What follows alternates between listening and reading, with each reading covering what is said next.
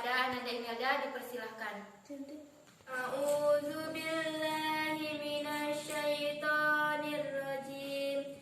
Bismillahirrahmanirrahim. Alif lam mim. Zalikal kitabu la raiba fihi hudan lil muttaqin. Allazina yu'minuna bil ghaibi wa yuqimunas sholata wa mimma razaqnahum yunfiqun. Wallazina yu'minuna bima unzila ilaika wa ma unzila min qablik wa bil akhirati hum yuqinun. Shadaqallahul azim. Terima kasih kepada Ananda Imelda Febrianti. Baiklah, sebelum kita memulai pelajaran pada siang hari ini, Ibu akan mengabsen terlebih dahulu.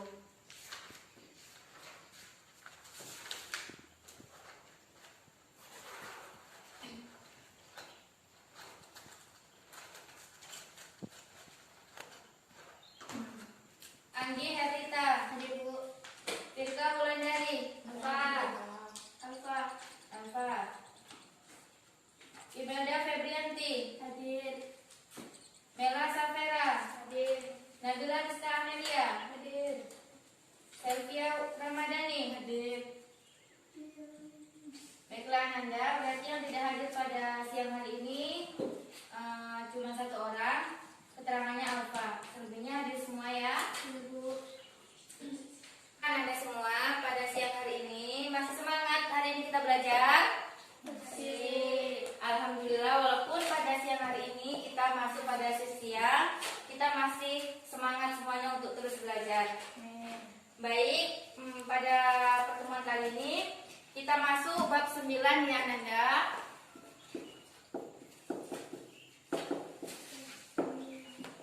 Yaitu tentang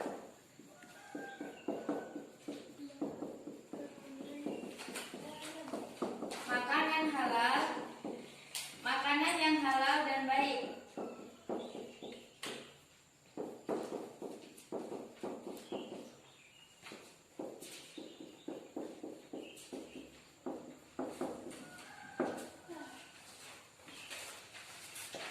Baiklah, dalam bab 9 ini mengenai makanan yang halal dan baik, ada beberapa poin yang harus Ananda kuasai. Yang pertama, pengertian makanan halal.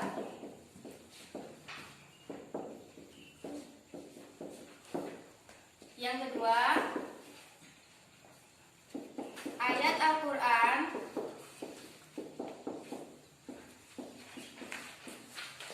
mengenai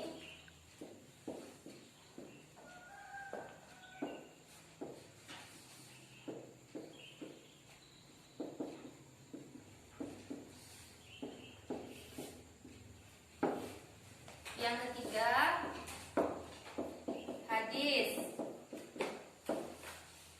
Baiklah, kita masuk yang poin pertama, yaitu mengenai pengertian makanan halal. Di sini Bu akan menjelaskan apa itu makanan halal dan baik. Makanan yang halal berasal dari bahasa Arab, yaitu halal, yahilu, dan halal. Berasal dari bahasa Arab yaitu halal, yahilu, dan halal, yang berarti diizinkan, dibolehkan, dan dihalalkan. Jadi secara istilah, makanan halal di sini yaitu makanan yang baik yang dibolehkan untuk memakannya menurut ajaran agama Islam, yaitu sesuai dengan Al-Quran dan hadis. Di sini Ibu sudah menuliskan ayat Al-Quran yang berkenaan dengan makanan yang halal dan baik, yaitu surat Al-Baqarah ayat 168 dan 169. Kemudian di sini juga selain ada surat Al-Baqarah, kemudian ada hadis Nabi, yaitu hadis yang diriwayatkan oleh Abu Daud. Baiklah, apakah ada pertanyaan mengenai pengertian dari makanan halal tadi? Apakah sudah paham? Paham, Bu. Baiklah, kita masuk poin yang kedua mengenai ayat Al-Quran yang berkaitan dengan makanan yang halal dan baik. Baik, di sini Ibu akan lanjutkan mengenai surat Al-Baqarah ayat 168 dan 169. Ibu akan membacakan surat Al-Baqarah ayat 168 dan 169. Ananda semua perhatikan yang sudah Ibu buat di sini, di media yang Ibu buat ini mengenai surat Al-Baqarah. A'udzubillahi minasyaitonirrajim. Bismillahirrahmanirrahim. Ya ayyuhan nasu kulu mimma fil ardi halalan thayyiban wa la tattabi'u khutuwati syaitan innahu lakum aduwwum mubin. Innama ya'murukum bisu'i wal fahsya'i wa an taqulu 'ala Allahi ma la ta'lamun. Baiklah, terjemahan dari surat Al-Baqarah ayat 168.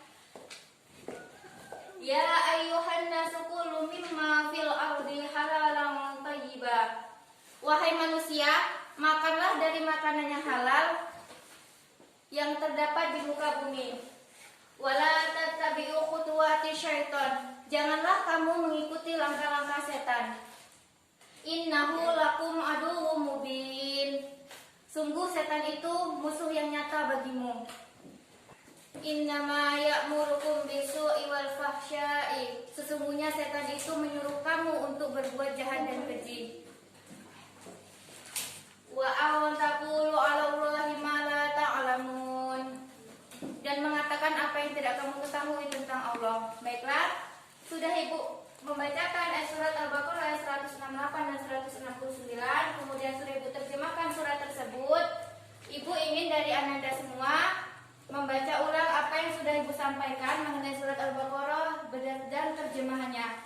Ibu minta kepada Ananda Anggi untuk membacakannya. A'udzubillahi minasyaitonirrajim. Bismillahirrahmanirrahim. Ya ayyuhan nasu kullu mimma fil ardi halalan thayyiban wa la tattabi'u khutuwati syaitan. ولا تتبعوا خطوات الشيطان إنه لكم عدو مبين إنما يأمركم بالسوء والفحشاء وأن تقولوا على الله ما لا تعلمون. Artinya, wahai manusia, makanlah dari makanan yang halal dan baik yang terdapat di bumi, dan janganlah kamu mengikuti langkah-langkah setan. Sungguh setan itu musuh yang nyata bagimu. Sesungguhnya setan itu hanya menyuruh kamu agar berbuat jahat dan keji, dan mengatakan apa yang tidak kamu ketahui tentang Allah. Terima kasih kepada Ananda Anggi yang sudah membacakan surat Al-Baqarah dan terjemahannya. Baiklah, berdasarkan yang sudah Ibu bacakan tadi, mulai dari ayatnya, kemudian terjemahannya, setelah itu sudah dibacakan oleh teman Ananda semua, yaitu Ananda Anggi tadi, ayat kemudian terjemahannya. Maka sebelum kita masuk ke poin selanjutnya, yaitu mengenai mufradat dari surat Al-Baqarah tersebut, kita dapat mengetahui di situ dengan cara kita menerjemahkan surat Al-Baqarah tadi, maka kita dapat mengetahui apa sebenarnya maksud dari surat tersebut mengenai makanan yang halal dan baik tersebut. Baiklah, di sini kita masuk poin selanjutnya, yaitu mufradat dari surat Al-Baqarah ayat 168 dan 169. Gua akan menuliskan mufradatnya di sini ya.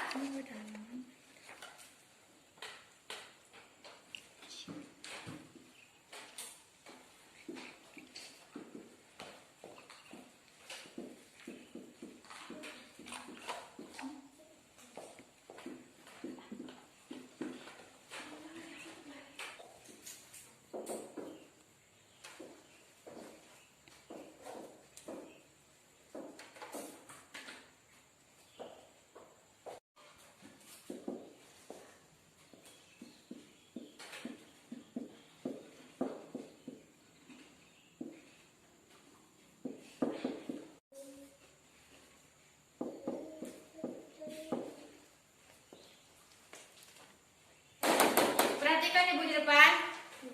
Dari yang Ibu tulis tadi mengenai mufradat surat Al-Baqarah ayat 168 dan 169, coba kepada Ananda Imelda, tolong bacakan mufradat yang sudah Ibu tuliskan di depan.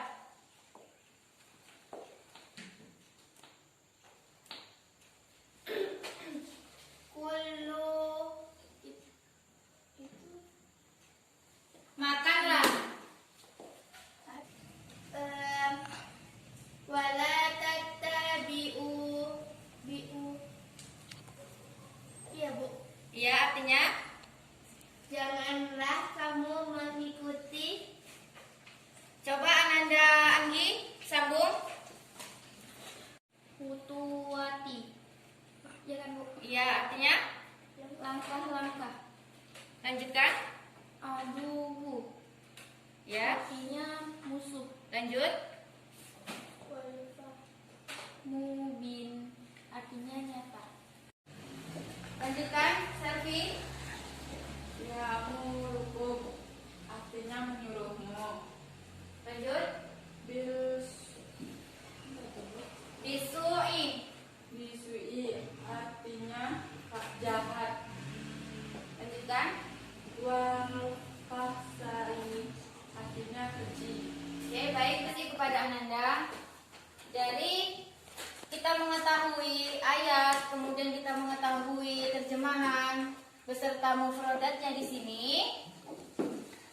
Mufradat ini gunanya untuk agar kita tuh bisa mengartikan surat Al-Baqarah dengan cara terpisah-pisah seperti ini. Mufradat ini dikatakan sebagai kata-kata yang susah.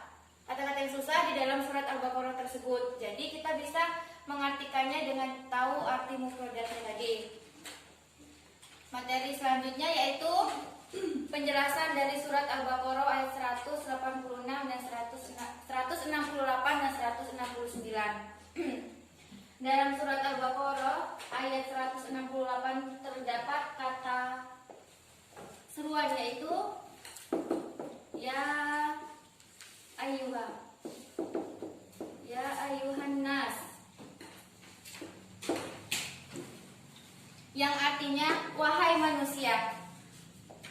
Kata seruan ini disebutkan oleh Allah kepada seluruh atau segenap manusia yang ada di permukaan bumi.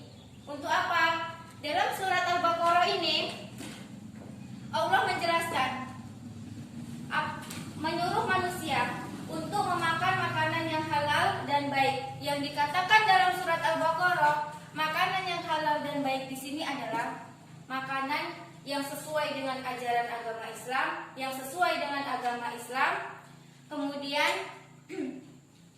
makanan yang halal di sini yaitu makanan yang boleh dimakan yang sesuai dengan agama Islam yang terdapat dalam Al-Qur'an dan hadis. Yaitu makanan yang halal dari segi zatnya, dari segi hakikatnya. Yang dikatakan di sini dari segi hakikatnya apa, Bu? Yang dikatakan halal dari segi hakikatnya di sini seperti yang kita makan sehari-hari. Sayur-sayuran, buah-buahan, telur, daging sapi, daging kambing, dan lain sebagainya. Kemudian yang dikatakan halal dari segi hakikatnya itu lebih apa, Bu? Tentu Ananda semua bertanya kepada Ibu. Yang dikatakan halal dari segi hakikatnya di sini yaitu bagaimana kita mendapatkan makanan tersebut, bagaimana kita mengelola makanan tersebut. Apakah sudah benar kita mendapatkan makanan tersebut atau dengan cara yang salah kita mendapatkannya? Jika Ananda mendapatkan makanan yang benar, maka makanan tersebut halal untuk dikonsumsi. Jika Ananda contohnya mencuri makanan dengan caranya saja Ananda sudah salah cara mendapatkan makanan tersebut, apalagi Ananda mengelolanya, pasti lebih salah dan haram untuk dikonsumsi.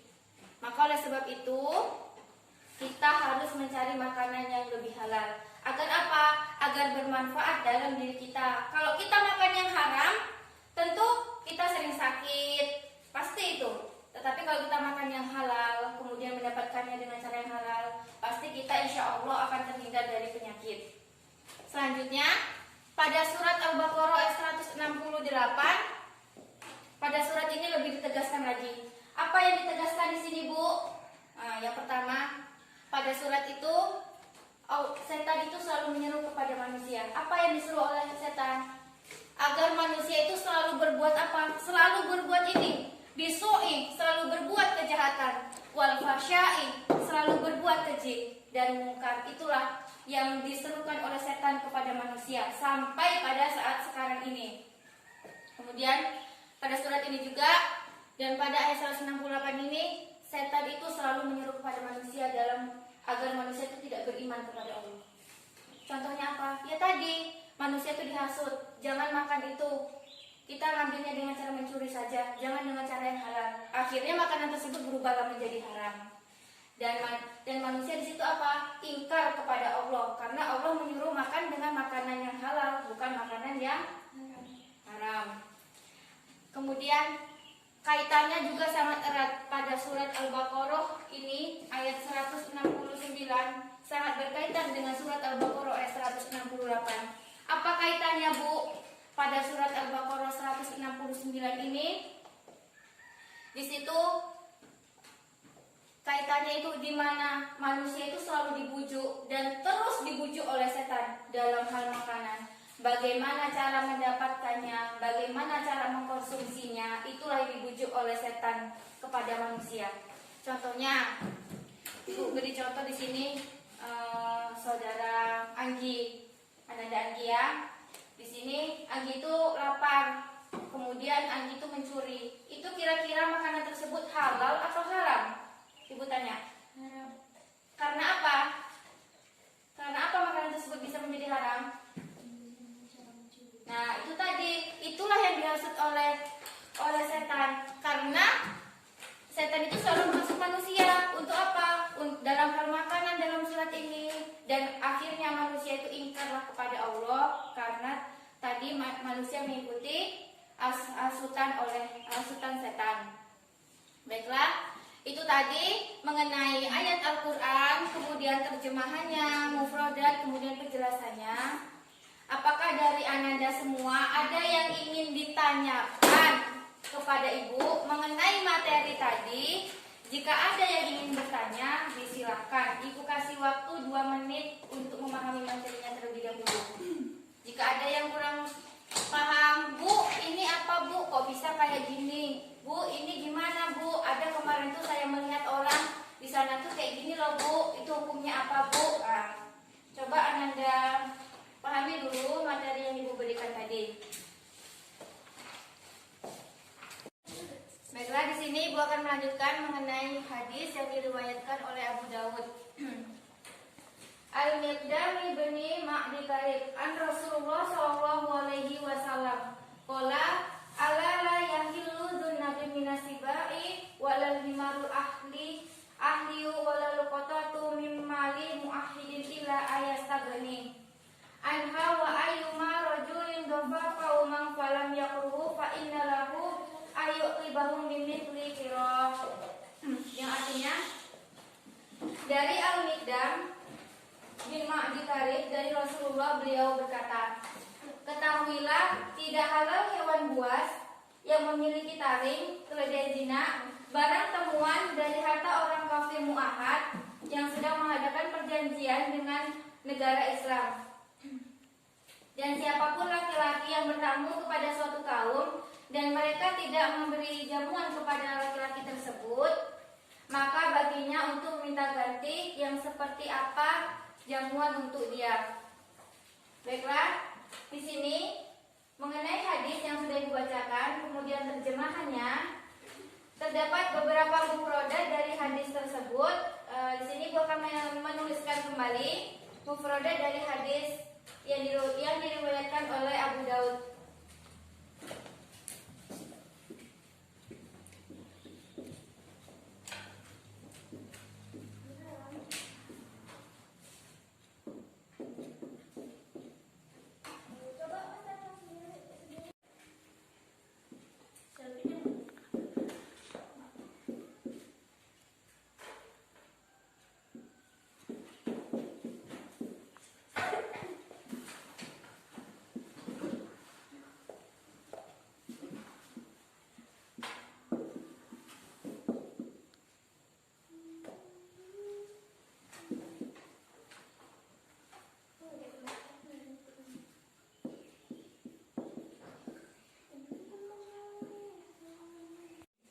Baiklah, inilah tadi mufradat dari hadis yang diriwayatkan oleh Abu Daud.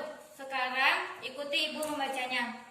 Ala, ketahuilah, la yahilu, tidak halal, lunabi, yang memiliki sibai, hewan buas, dofa, bertamu. Baiklah, inilah tadi mufradat dari hadis yang diriwayatkan oleh Abu Dawud. Jadi mufradat ini harus kalian pahami semua, harus Anda pahami. Nanti pada saat ujian semester, ibu akan mengeluarkan salah satu dari mufradat di sini. Mungkin nanti ibu buat artinya, Ananda buat Arabnya, ibu buat Arabnya, Ananda buat artinya. Itu nanti yang ibu keluarkan di ujian semester.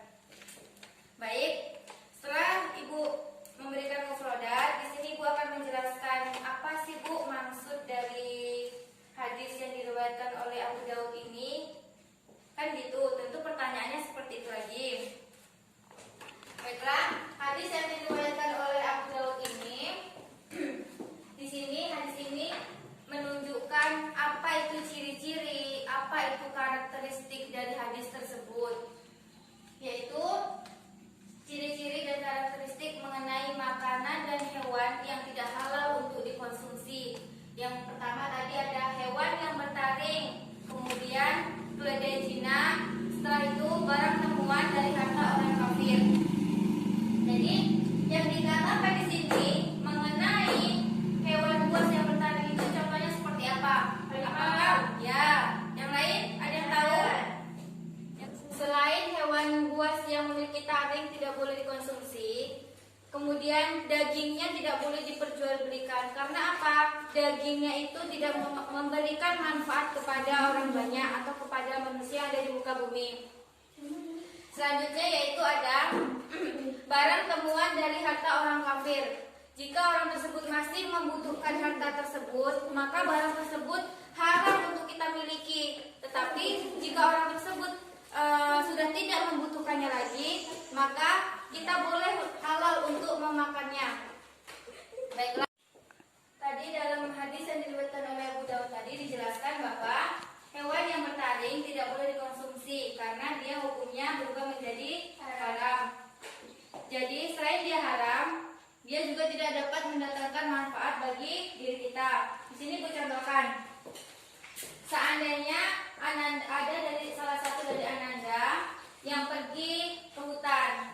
Pada saat pergi ke hutan, Ananda membawa bekal. Kemudian belum Ananda nyampe ke tempat tujuan, Ananda merasa kalau Ananda itu lapar. Nah, pada saat itu tidak ada lagi bekal, tidak ada yang mau dimakan di hutan. Kemudian Ananda nampaklah di situ gajah contohnya kan. Nah, Ananda dalam keadaan lapar. Kemudian Ananda cara mendapatkannya itu dengan cara ditembak atau ditombak gitu. Nah, dalam keadaan darurat seperti itu, hewan tersebut boleh untuk dikonsumsi. Karena apa?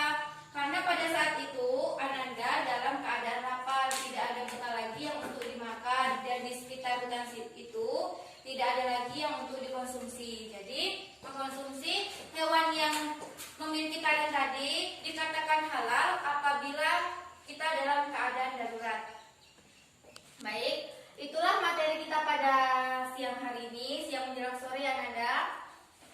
Yang pertama tadi ada pengertian. Yang kedua ada Al-Quran surat Al-Baqarah ayat 168 dan 169. Kemudian ada terjemahan, ada mufradat, ada penjelasan dari ibu. Kemudian ada hadis.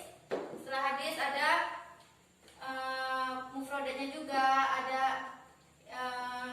penjelasannya dari ibu tadi. Jadi Ananda pahami di rumah yang sudah ibu jelaskan tadi dari awal sampai akhir. Karena pada ujian semester nanti ibu akan mengeluarkan materi-materi yang sudah kita pelajari selama beberapa bulan ini untuk ujian semester.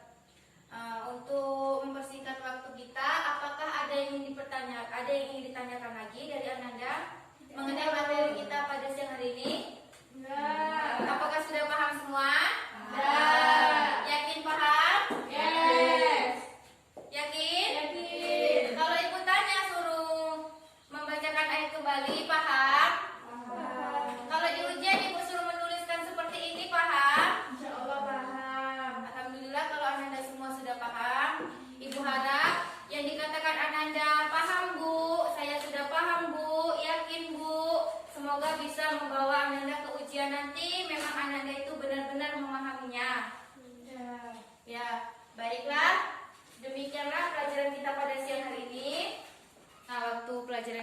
sudah habis. Kita tutup, kita ucapkan alhamdulillah kepada ketua kelas, disilahkan. Bersyukur mulai. Alhamdulillahirabbil alamin.